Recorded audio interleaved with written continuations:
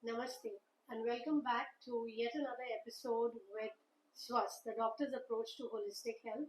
Today we have with us Dr. Manan Gandhi, someone who's been practicing Ayurveda for a decade.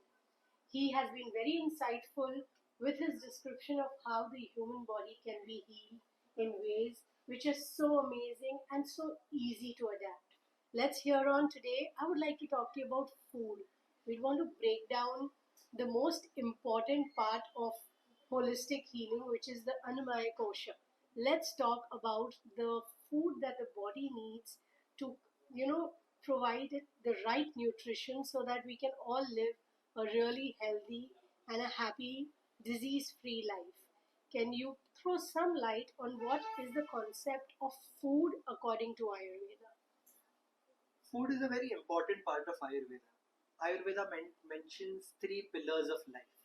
So, in order to sustain a healthy sort of life, one of the pillars is food. For any disease to take place, or for that matter, for any treatment also to take place on a disease, there are four factors that come together, or each of them individually, or two of them come together, or three of them come together to form a disease. The first is ahar, which is your diet. Second is vihar, which is your environment, let's say it's weather condition or it's a seasonal change, that's whatever. The third is achar, which means what do you do in terms of regimen? Let's say, do you do yoga, do you not do yoga, do you do something that is, in terms of, a healthy regimen or an unhealthy regimen. And the fourth is vichar, which is thought process. Now, all of these four are extremely important in order to either maintain health or to get better from a disease. And today, I think our focus is on ahar, is on diet. Diet is one of the most spoken about things, Yes. and the amount of nonsense that goes around in the name of diet is unbelievably unfathomable. Absolutely. It's ridiculous. Absolutely. So let me give you what the Ayurvedic perspective is. And I think in my understanding, this is probably the most holistic and the most complete understanding of diet that a person can have. So there are a lot of things that we look at in Ayurveda, and we start with, I'll first name all of them and then we'll start explaining each of them. There is Prakriti, there is Karan, there is Sanyog, Rashi, Desh, Kal, Upyokta and Upyog Sanstha. These are all the parameters that you need to understand in order to actually figure out what kind of a diet should a person actually consume. Okay. The first one is Prakriti. Prakriti is basically the genetic structure that you're born with. It is unalterable. You cannot change it. Right? You have to live with it. There is no scope or there is no room or there is no way that this can be manipulated and altered. So if anyone tells you otherwise, they lie. Right?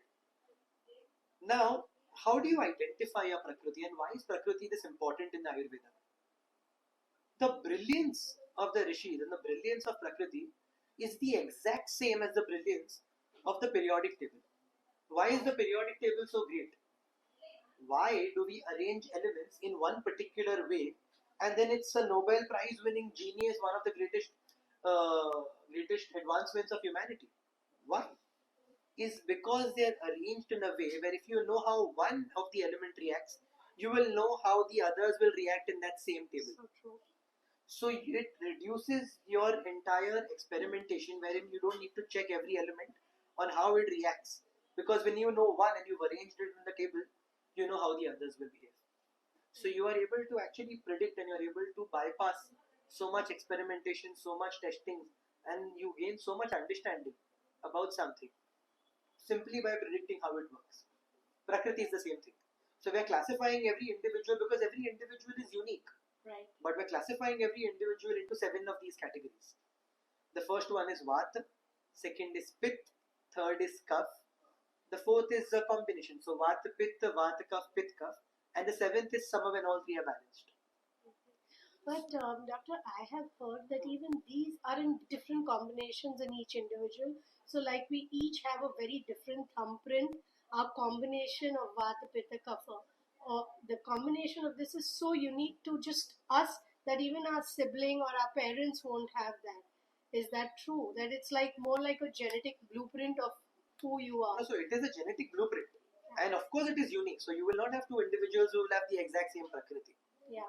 Having said that, that's why the beauty of Prakriti lies here, is that you don't need to check everything about a person. Yeah. I can give you a very simple example. For example, if I give you an unidentified plant, and if I ask you, how much time will it take for you to give me all the medical benefits? Probably take 2 lifetimes. And yet in Ayurveda, you have more than 1,000 plants and all medicine benefits are written. So I'm trying to say that it's so difficult to take something that is unknown and try to find out how it reacts to everything. It's almost impossible, right? And that's why the beauty of Prakriti comes in. Because if I am able to successfully classify you, and there are methods and techniques to do that fairly easily, into one Prakriti, I may not be able to tell you exactly, but I'm able to predict what things are going to suit you and what they are not going. Right. So that is why Prakriti is very important. Once you know what Prakriti a person is, your entire, forget just the diet, your entire medicine list, what can, the person's behavioral patterns, the person's thought patterns, the person's sleep patterns, every single thing can be predicted once you find out the Prakriti. Of course, within the Prakriti, when a doctor is more nuanced, more knowledgeable, he will be able to also identify the degrees of the Prakriti and give you a little more specific diet, a little more specific kind of a medicine and a lifestyle. Having said that, just by merely understanding the Prakriti, you won half the game. So that is the beauty of Ayurveda. It's not a shotgun method where everyone is given the same thing, and if you have a side effects, I'm sorry, you were just unlucky. Yeah. It's not that. You know what a person is going to be reacting to and what a person is not going to be reacting So are to. we saying that there'll hardly be any side effects? With Why Ayurveda? do people come and say that Ayurveda has no side effects? Again, those people are wrong.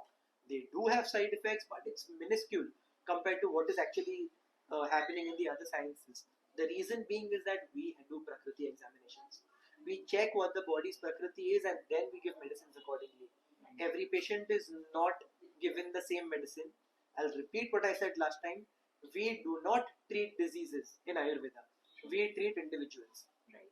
And for treating an individual, it is important to understand the Prakriti or the genetic blueprint of the individual. Cannot be done to the exact level, but can be done to a workable level. Awesome. So so the first was Prakriti. The next. Yeah. The next is Karan. Karan is just the way you process your food, right? So processing foods basically changes a lot of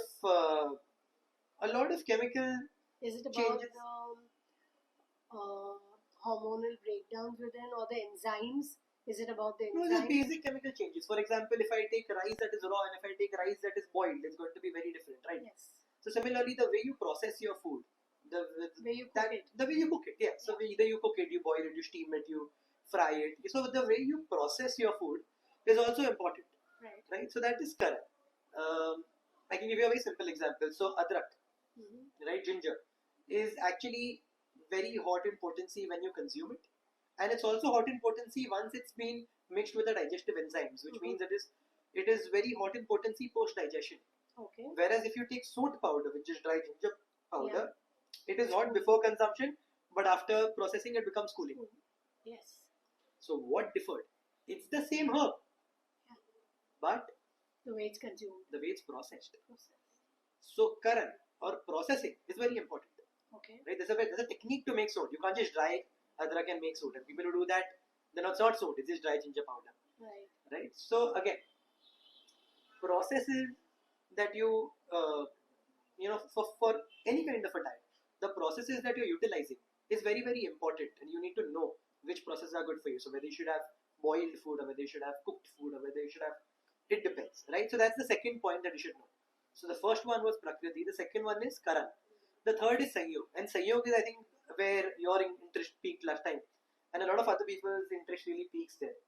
Sanyog is combinations of food, and a lot of food in Ayurveda is not supposed to be combined with each other, because these combinations are in Ayurveda what we call as Viruddha Ahar. Viruddha means contradictory and Ahar means food. So these are contradictory food. There are things that, for example, milk and fruit, when consumed together, will cause problems. I cannot tell you the amount of patients that I have who's either suffering from allergic issues, if the next stage they will suffer from an autoimmune disease, and especially skin and respiratory issues. Yeah. Most, if not all of them, that have come into my clinic and I've asked them the question, have been consuming milk and fruit from the time they were kids. And most of these kids, I've seen parents, strawberry milkshake is just the Common thing. first thing that that the child will go and pick up is a strawberry milkshake, and I hold my head and I say, why? Yeah. And You know, mango milkshakes in this season. Mango milkshakes, strawberry milkshakes, you'll have the Chiku ice creams, you will have I mean, it's ridiculous. Milk and fruit together. A case in point, this is some years back, I'm talking already 15 years back. There was this child I was treating for dentistry, and he was in his teenage years, and he used to come up with severe breakdowns, a lot of acne, and then it moved to eczema from acne. And he's a celebrity son today. He's a well-known big actor himself. And the mother was like, we've done all his hormonal tests, we've done all his allergy testing, we've done everything. We can't figure. The dermat doesn't know. They're giving him cortisone, steroids, everything. And I was like, how about just stopping milk and fruits? Don't give him that, because he was consuming that at least 3 times a day.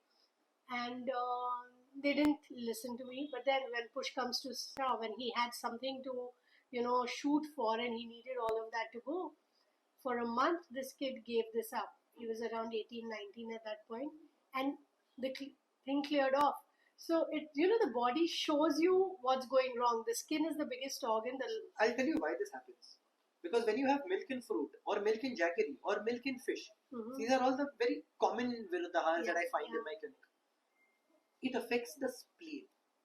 Right. And the spleen is responsible for your immune system. Absolutely. So when your immune system goes for a toss, allergic reactions, what are allergic reactions? They're nothing but an hypersensitivity immune response. Correct? Right. So all of these allergic reactions start taking place. And then when they go a little further, then they become autoimmune, wherein your immune system is attacking your own body. And then when still left unchecked for a long time, it will become cancerous. Yeah. So that is why, in fact, I cannot say for certain, but it seems to me that in the West, the amount of cancer is far beyond what is there in India. And you can't simply attribute it to a lack of, people actually diagnosing cancer, because that's no longer the case right now. Yeah. But having said that, when I see the people in the West, because I have a lot of patients in all of these countries, and the way they make their smoothies is ridiculous. They would just mix anything with anything, and they would just put it in a blender, and just gulp it. Yeah. It's ridiculous. And in India, at least, the mothers would tell their kids, you can't have milk and fruit together, you can't have honey with something hot. It's ridiculous. But unfortunately, the kids of today are following the West and are consuming those smoothies rather than having, kesar ka doodh. So that things are changing. Things are changing. Even in India. Yeah, so I'm seeing a surge of patients, and as a young kid. So I just had a kid from Singapore. Guy was about 12 years old. The kid, his father had got him here. His entire body was psoriased. Because you know what this guy used to do? My gym trainers told me to have a banana milkshake every day. And this guy has been having a banana milkshake for I don't even know how long. And what gym trainer? He's 12? Yeah. He's 12? Yeah. And for years, his gym trainer has told him to have banana milkshake. This entire thing was so bewildering. Yeah. Because I think I've grown up in a different culture, I guess. Yeah. But, having milk and fruits like this, and then, because what is psoriasis? It's just an autoimmune disease. Right. And young girls having Hashimoto's thyroiditis, and most people who have thyroid don't even check if they have an autoimmune thyroid. Most doctors also don't prescribe. No, they don't check. They don't prescribe. I've had patients, and in fact almost every patient I've had who've had thyroid, they have been having thyroid for I don't know how many years, 7 years, 14 years, 20 years. And when I ask them, have you checked if it is autoimmune? Have you done a simple anti-TPO or an anti-thyroxyglobulin or any of these tests? They say no one's prescribed this to me. They don't know whether their problem is actually autoimmune or not. No, I think the problem here is that in the medical fraternity, the doctors do not have so much knowledge on food, which is such an essential part. Somewhere, it's a trend that comes and then everybody follows it and then says that. So for gout, people who have gout, right away you're told stop pulses and do not have anything, no dals, no chole, no pulses. Whereas there's no relationship actually between gout and this, but the doctors say this themselves. In diabetes, again, the doctor will have a nutritionist attached who will have no idea on what they're telling the patient. They'll just say, remove carbs from your diet completely, remove starch. But are you getting into the detail of what is food? I agree with you. I would not say I disagree with you. Having said that, even the people who studied nutrition have no clue what they're talking about. I've Yeah. dealt with enough nutritionists, Yeah. more than enough, and I'll explain why. Yeah. It will come in this entire lecture. Yeah. I mean, I'm not going to put some allegation and run away Absolutely. without justifying it. I will Yeah. justify it to the T because I know exactly what I'm talking about. Yeah. Right? So anyway, so this is one of the interesting topics that people love is Sahyog. Yeah. Wherein things that cannot be mixed with each other are mixed. I mean, another very simple example is green tea. When you mix honey with something that is hot, Yeah. I think if you're doing that, then you should just say bye bye to your hair and welcome liver issues. And people who've been having a lot of pitta increasing things like vitamin C during COVID were complaining, why is my hair going out during COVID? And people, I think, had this general Twitter agreement that COVID causes hair loss, even though they've never been infected with COVID. Yeah. But they wouldn't realize that it's vitamin C. Again, the point is that the Sanyog is something that really needs to be taught, I think, at a school level, at a level that should be very primary.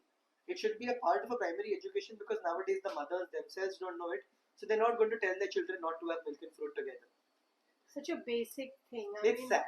I mean, there's no other word that I can say. It's sad. Yeah. Right? And then there are doctors who say all this is nonsense and you should do it and all without really understanding how it's going to affect that poor kid. Absolutely. So I just feel bad. I don't know what else to feel. Also, the same thing, if it's consumed at a particular time of the day, does it matter? Like if you have yogurt in the morning and Rizal is having it in the evening. No, so that point will come a little later. Okay. But that doesn't come in the Sanyog part. Okay. Right? Okay. That comes in the Kal part. Okay. So we will come to that. So I think as far as Sanyog is, I'll again reiterate, milk and fruits, you should have a 2-hour gap between them. Do then dahi ek saath nahi rehti. You can't have milk and curd together as well. You can't have milk and jaggery together. You can't have milk and fish together. You can't even have honey with anything hot. Forget even hot. You can't even have honey with anything mildly warm. So because I sometimes love to have a little bit of roti and honey. Right? I don't know. I like it. Time, yes. So I have to wait for 20 minutes before the roti is a little thanda before I can touch it to the honey. Right. So that is also very important to understand. So that is Sanyog. So we've spoken about three Prakriti, things. Karan, Sanyog. Sanyog.